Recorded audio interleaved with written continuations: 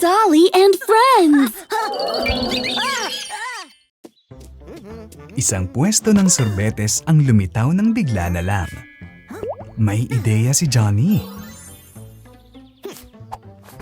Gusto ni na Panda at Dolly ng sorbetes habang sila ay lumalakad.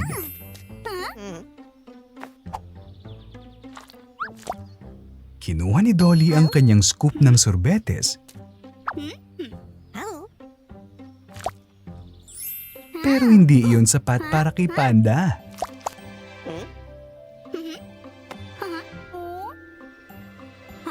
Gusto rin ni Dolly ng higit pa.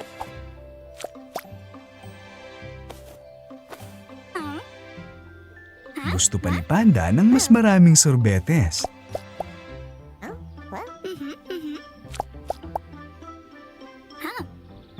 Kaya halos malaglag ng nagbebentang Johnny ang apa. Parehong nahulog ni Panda ang isa sa mga scoop. Haha! Sobrang init sa tabing dagat. Tingnan mo, may sorbetes doon. Nagbenta ng sorbetes ang tinderong si Johnny sa mga babae. Ngunit napakaliit nito.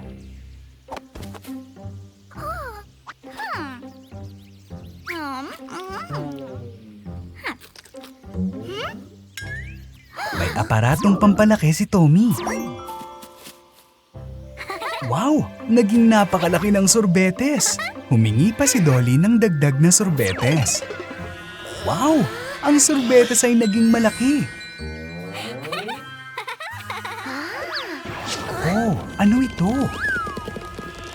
Si Dolly ay naging sobrang laki. Ngayon ay madali na niyang makakain ng sorbetes. Si Dolly ay may sariling maliit na tindahan. Bumili si Panda ng isang piraso ng cake mula sa kanyang kaibigan. Gusto rin ni Tommy ng cake pero wala siyang pera. Hindi, Tommy. Hindi pwedeng dinosaur. At hindi rin ng isang higad. At bumili si Dragon ng ilang mga paborito niyang pagkain. Oh! Ang palaka ay nasa ulo ni Dolly. Siya ay galit. Malungkot si Tommy.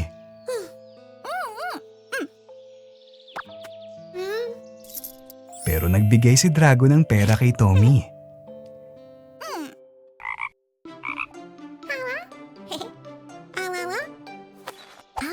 Nagulat si Dolly. Pero binigyan pa rin niya siya ng isang piraso ng cake. Ngayon, mukhang masaya ang lahat.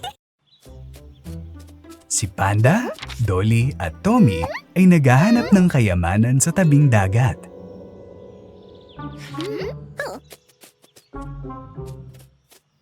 Biglang lumitaw ang mga kalansay.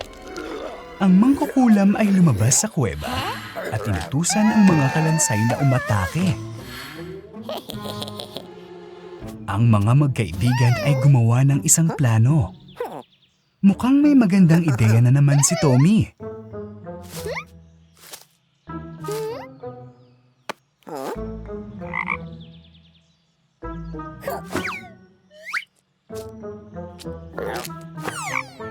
Haha! Ang mga kalansay ay natakot sa palaka.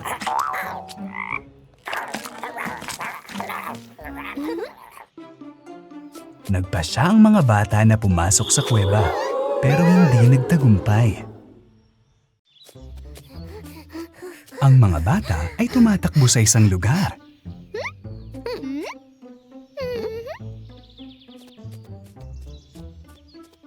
Anong ginagawa ng mangkukulam? Mukhang gumagawa siya ng isang uri ng inumin. Nakuha ng mga lalaki ang kaldero.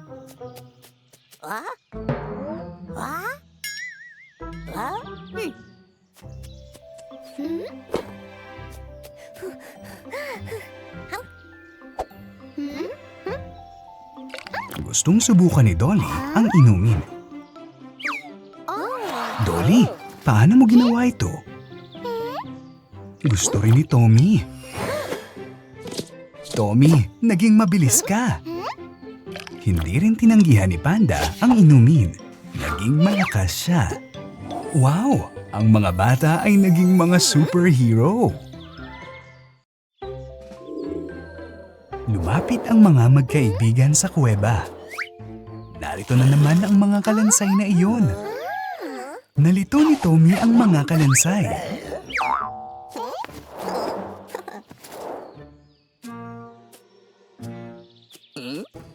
Oh no! Pinakawalan ng mangkukulam ang mga multo. Mahusay ang ginawa ni Dolly sa kanila.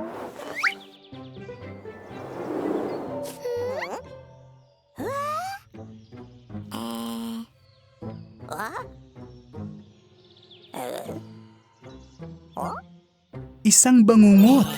Pinuno ng mangkukulam ang kuweba ng bato. Madaling inalis ni Panda ang balakid sa landas.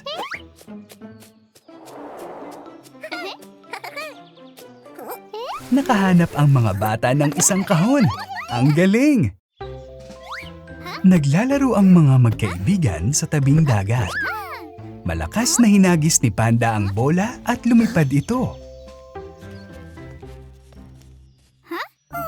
Saan pumunta si Tommy? Nagpasya si Johnny na pulis na imbestigahan ang kasong ito.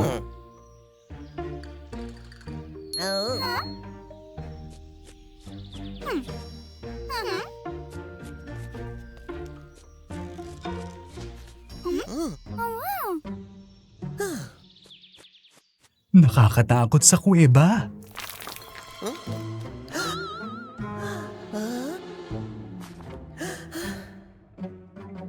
Oh no! Isang multo! Takbo ng mabilis, Johnny na pulis!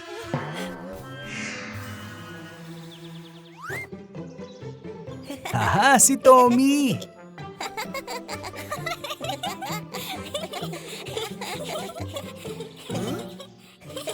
Oops! Mukhang galit si Johnny na pulis.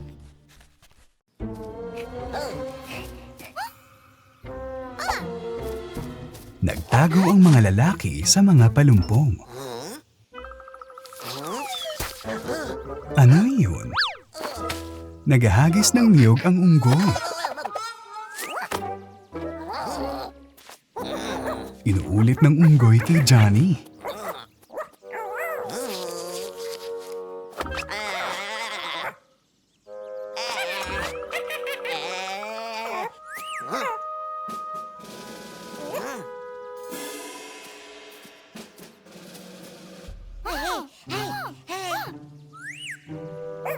Binigyan ni Tommy ng saging ang unggoy at tumahimik ito. Oh no! Nakatakas ang unggoy dala ang sombrero ni Johnny na pulis.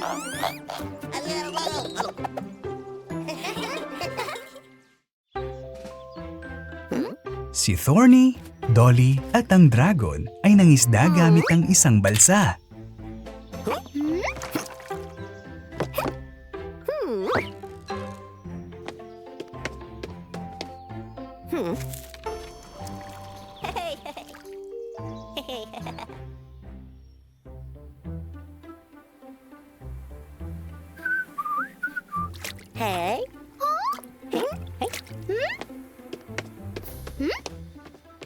Yay! Nakahuli ng isda si Thorny.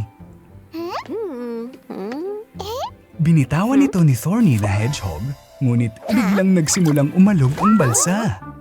Oh, sa tingin ko ay mga pating yata ito. Oh no! Ano na ang mangyayari ngayon? Isang balyena ang nagligtas sa mga magkaibigan. Kay buting balyena ito. Lumipad si Johnny sa tabing dagat sakay ang hot air balloon.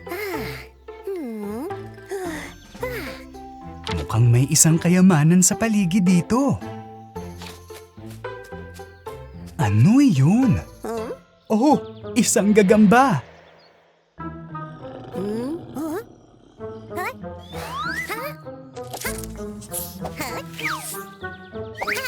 Haha!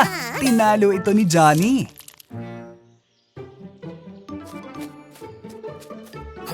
At narito ang kahon ng kayamanan. Sinabi ito ni Johnny sa mga kaibigan. Pero mukhang hindi sila naniniwala. Tinakot ni Dolly si Johnny gamit ang isang maliit na gagamba.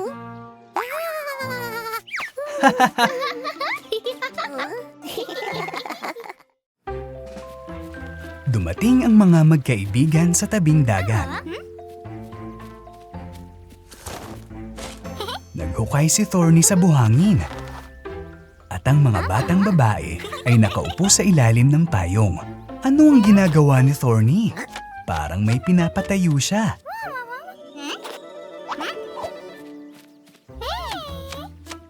Wow! Isa itong dinosaur!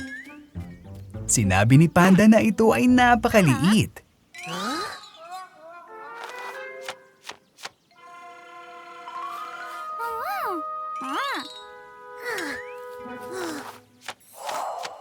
Wow!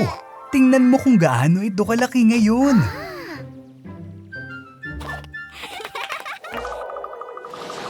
Ano? Totoo ba ito?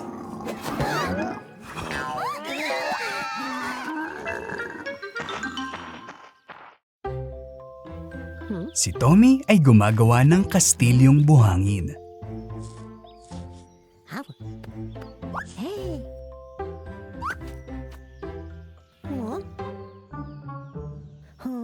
Mukhang nawawala ang kabibi.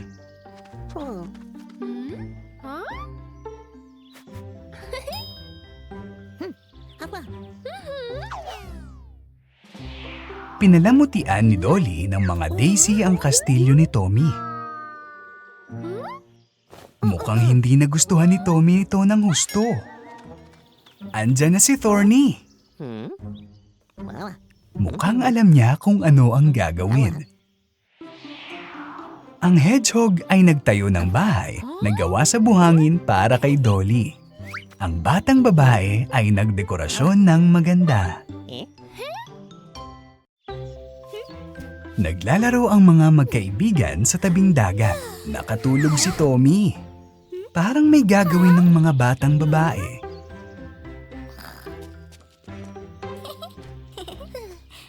Haha! Naging alimango si Tommy.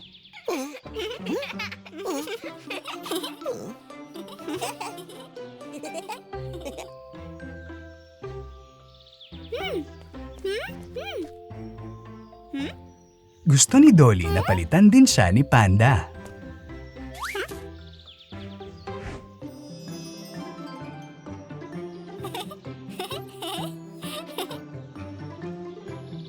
Tinawag ni Panda si Thorny para palitan siya.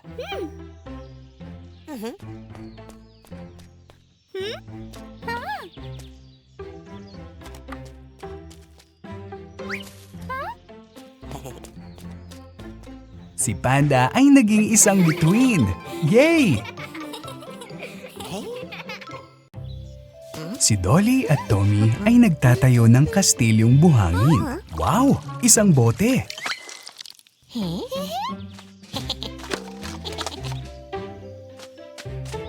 Ano ang nasa loob? Binuksan ni Dolly ang bote. Isang mapa!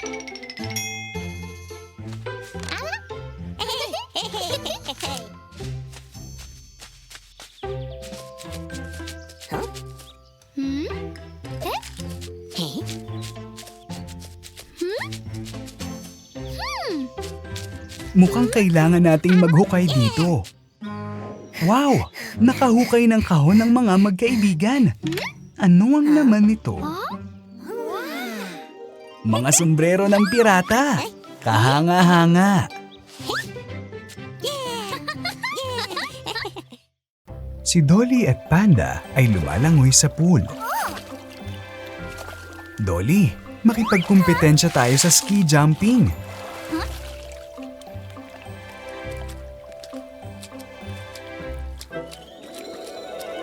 Naunang magsimula si Panda. Ang dami niyang talsik ng tubig.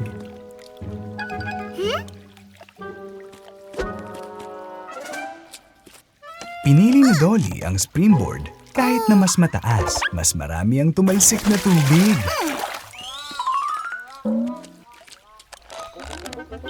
Hindi magpapatalo si Panda. Ito ang pinakamataas na springboard. Tingnan mo, si Johnny na pulis. Tatalo na si Panda.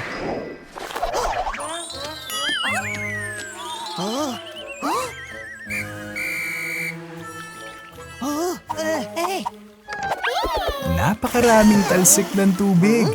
Panalo si Panda. Kumusta, Dolly? Si Thorny, Duckling at Dolly ay pumunta sa pool para maglaro sa mga bangka. Oh no! Walang tubig sa pool.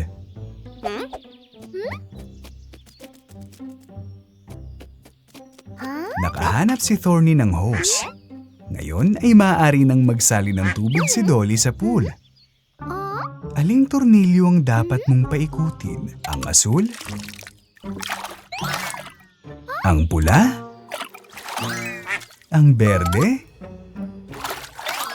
Ang dilaw? Yay! Nakuha ko ito! Tumakbo sina Dolly at Panda para lumangoy sa pool. Oh no! Walang tubig sa pool. Ano ang dapat nating gawin? Kumuha tayo ng mga balde at punuin ng tubig ang pool.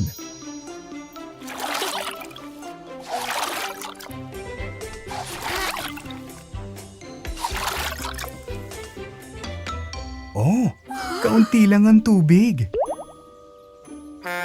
Sino ito? Si Johnny na bumbero. May marami siyang tubig.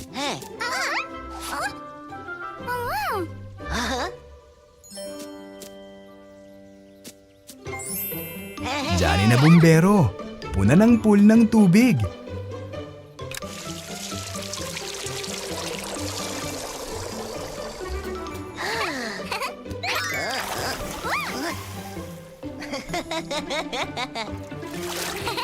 Salamat, Johnny na bumbero. Si Dolly na sheriff ay huhulihin ng kriminal na si Tommy.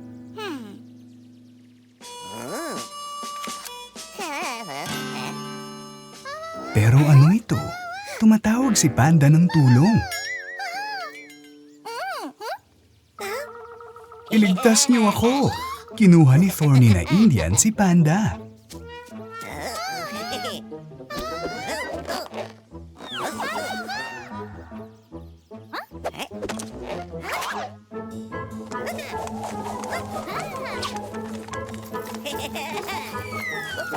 Ayan na! Ang Indian ay nahuli ni Dolly na sheriff at ang matapang na Tommy ay nailigtas si Panda. Salamat, Tommy! Oh, mukhang nakataka si Thorny na Indian. Oh no! Ang pwesto ng sorbetes ni Panda ay ninakawan. Si Panda, Dolly at Tommy ay naglaro bilang mga cowboy. Si Dolly ang sheriff.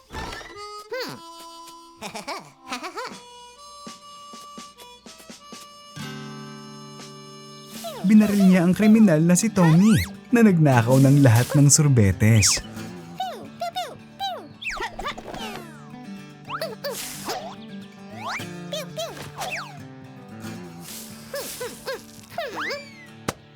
Ano ito? Ang inflatable na kabayo ni Tommy ay nawala ng hangin.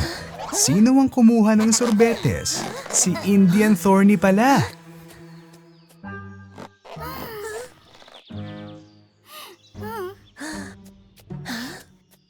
Ito na yung kumain ng lahat ng sorbetes.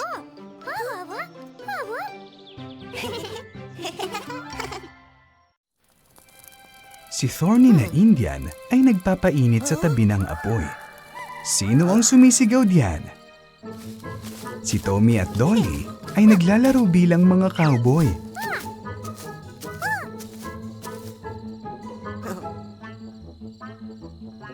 May ideya si Thorny.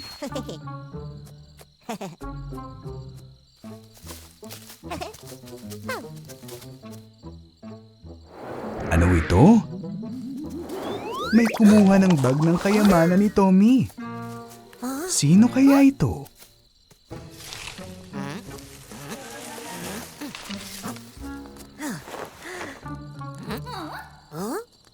Thorny, kinuha mo ang aming bag. Kumuha kayo mga kaibigan. Magpainit tayo sa tabi ng apoy ng magkasama.